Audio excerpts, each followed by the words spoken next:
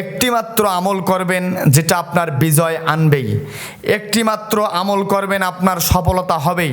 আপনি জীবনে অনেক চেষ্টা করেছেন, অনেক কষ্ট করেছেন, আপনি সফল হতে পারেন নাই, আপনার ব্যবসা ধ্বংস হয়ে গেছে, আপনার পরিবার ধ্বংস হয়ে গেছে, আপনার ফসল ক্ষতি হয়ে গেছে, আপনার সারা জীবনের চেষ্টা ব্যর্থ হয়ে গেছে।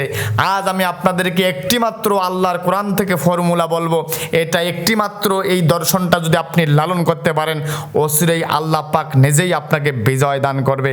আল্লাহ পাক নিজেই আপনাকে বিজয় দান করবে। আল্লাহ বলেন, অবশ্যই আমি মানুষকে পরীক্ষা করব ভয় দিয়ে। আল্লাহ পাক মানুষকে পরীক্ষা করবেন ক্ষুধা দিয়ে। আল্লাহ পাক মানুষকে পরীক্ষা করেন সন্তানের ইন্তেকাল দিয়ে। আল্লাহ পাক মানুষকে পরীক্ষা করেন ফসলের ক্ষতি দিয়ে। আল্লাহ পাক মানুষকে পরীক্ষা করেন সম্পদের ক্ষতি দিয়ে।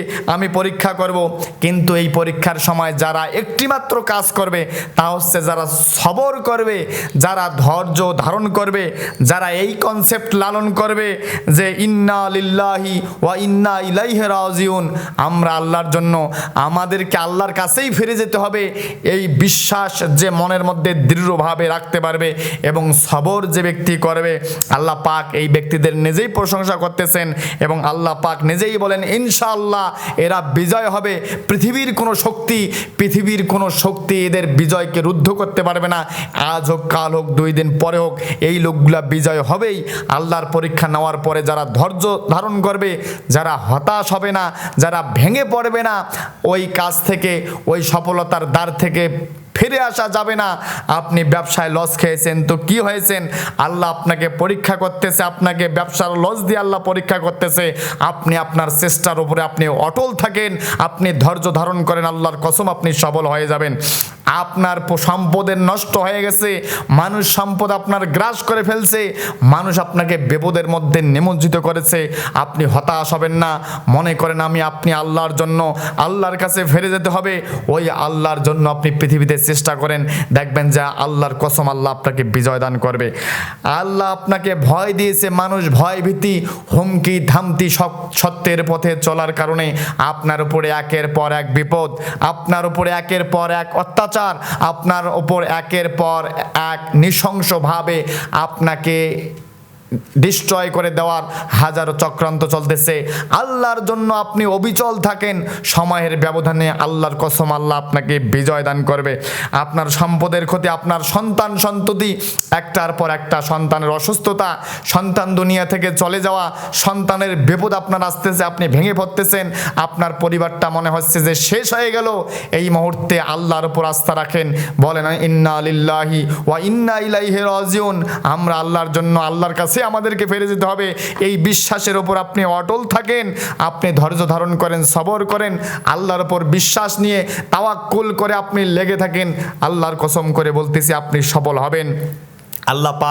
আল্লাহ পাকের এটা সুন্নাহ, আল্লাহ পাকের এটা জাত, তার বান্দাদেরকে যাদেরকে ভালোবাসেন তাদেরকে কষ্ট রাখেন, আর এই কষ্টের পরীক্ষা নেওয়ার পর আল্লাহ পাক তাদেরকে বিজয় দান করে, তাদেরকে সফলতা দান করে। পৃথিবীতে প্রতিটি আম্বিয়া আলাইহিস সালাম, প্রতিটি নবী রাসূল, কোনো নবীর বাবা ছিল না, মা ছিল না, কোনো নবীর সম্পদ ছিল না, কোনো নবীর সন্তান ছিল না, এক একটা পরীক্ষা দিয়ে জীবনের থরে থরে তাদেরকে পরীক্ষা নিয়ে একটা সময় এসেছে তাদেরকে সব কিছু দিয়েছে। আল্লাহ পাক তাদেরকে সব কিছু দান করেছে, আল্লাহ পাক তাদেরকে সব কিছু ফিরিয়ে দিয়েছে। তাই আপনি হতাশ হবেন না, আপনি ভেঙে পড়বেন না। আপনার ব্যবসায় লস হচ্ছে, আপনার সন্তান অসুস্থ হচ্ছে, আপনার সম্পদের ক্ষতি হচ্ছে, মনে রাখবেন আপনাকে আল্লাহ অনতিবিলম্বে খুব ভালো উপহার, অনেক বড় উত্তম প্রতিদান দান করবেন। এটা শুধু আপনাকে ধৈর্যের সঙ্গে ওয়েট করতে হবে, আল্লাহর রহমতের আশায় শুধু একটু ওয়েট করতে হবে, লাইনে দাঁড়িয়ে থাকতে হবে।